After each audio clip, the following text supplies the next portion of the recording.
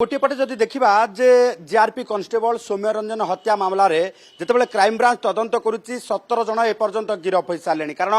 Balianta police 11 जन को गिरफ करथिला एवं 6 जन को अद्यावधि गिरफ कर सारी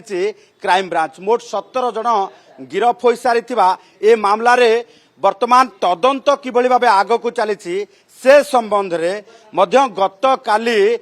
जातीय मानवाधिकार कमिशन दुई सदस्य जे उपस्थित अच्छा आम जदि कहवा ये हूँ कैंप कोर्ट से कैंप कोर्ट रे डाकिकी क्राइम ब्रांच अधिकारी तदंत केते दूर आगे से संबंध रे तथ्य जांच करिसंती रिपोर्ट तलब करिसंती एवं से संबंध रे क्राइम ब्रांच अधिकारी रिपोर्ट दाखल करिसंती किंतु सबुठु बड़ कथा होची जे जीआरपी कन्स्टेबल सौम्य रंजन हत्या मामला रे जो मानवाधिकार उल्लंघन होती सौम्य रंजन को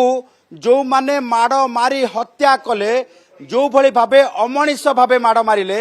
से घटना रे पुलिस आईन अनुसार कौन कौन पदक्षेप नहीं से संबंध रे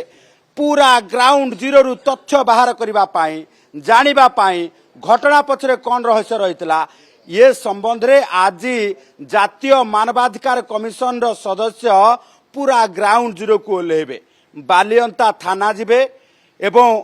जो रही स्पॉट ऑफ इंसिडेंट जो हत्या करा जाइतला सौम्य को से घटनास्थल को जिबे पीड़िता घर को जिबे एवं सौम्य रंजन को परिवार को भेटी तांकर मध्य अभियोग शुणिबे तेणु एभली क्षेत्र में जदि आम देखा जे सौम्य रंजन हत्या मामला रे अद्यावधि तदंत करने सहित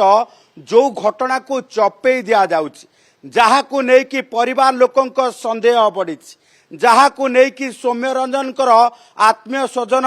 जो माने ए घटना को जानी जे घटना पछर रहस्य कौन एवं दिन को दिन क्राइम ब्रांच गिरफ करुवा लोकों भितर जेतेबेले बाहर लोक जड़े सत्यनगर जड़े कटक सदर गिरफ होउछंती सेतेबेले ये तदंत दिग को लेकिन आहुरी संदेह दृढ़ीभूत होउछि जे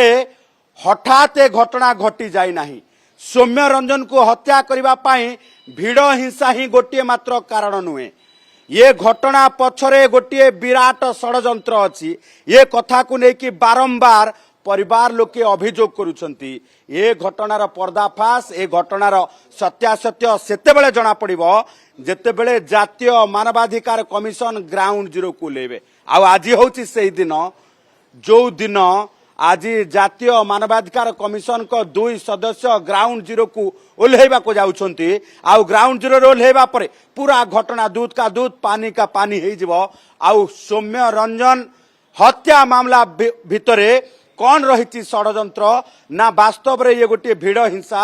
जोठी मनीष भूली जाइतिला मनीष पणिया ताहा आज संपूर्ण भावे जना पड़िबो तबे सबुठु गुरुत्वपूर्ण कथा होछि जोथिरे राज्य गृह विभाग पदक्षेप नहीं कार्यानुष्ठान नहीं सेतेबेले जदि देखिबा जे एडीजी दयाल गंगवार को विरोध रे कार्यानुष्ठान निया जाइछि बोली कि ये कथा आसिला आलोचना हला जे